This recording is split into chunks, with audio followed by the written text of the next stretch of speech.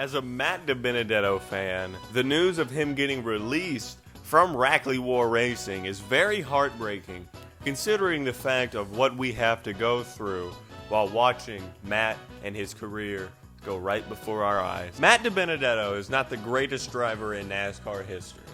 He's one of those mid-pack drivers that can work his way up towards the front every now and then, but what people don't realize is that he has a lot of talent. Across the 3 main NASCAR series, he only has 1 win, and that 1 win was kind of controversial. That really doesn't take away from what he's done in his NASCAR career. Matt DiBenedetto has never got that big break. He's never went to a 5-star team. He's always been in the lower mid-pack teams. But when he is in those mid-pack teams, he always outperforms the equipment. It might not be week in and week out, but he does shine at the racetracks he's good at. Let's take BK Racing, for example. Got like a 6th place finish in that car. That is unheard of. When he drove for Levine Family Racing, he got a 2nd place at Bristol.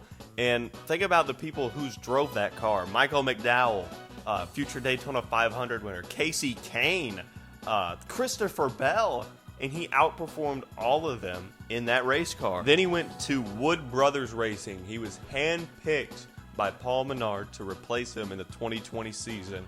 And he did really good, in my opinion. Granted, like I said, he wasn't week in and week out like everyone thinks he should be. But think about it. Look at Harrison Burton right now. Look how he's doing in that number 21 car. He sucks. At least Matt DiBenedetto, at certain racetracks, he could be running in the top 10, top 13. Like at Las Vegas, he got a 2nd place finish. That was more so of luck.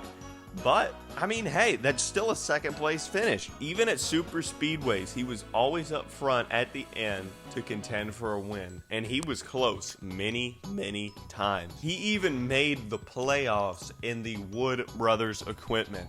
Imagine Harrison Burton making the playoffs in the Wood Brothers equipment. And that was pointing his way in, by the way. What people don't seem to realize is how good Matt DiBenedetto is in the situations he's put in. He always outperforms his equipment, makes the most of a situation. He's never got a big break like a bunch of other people have.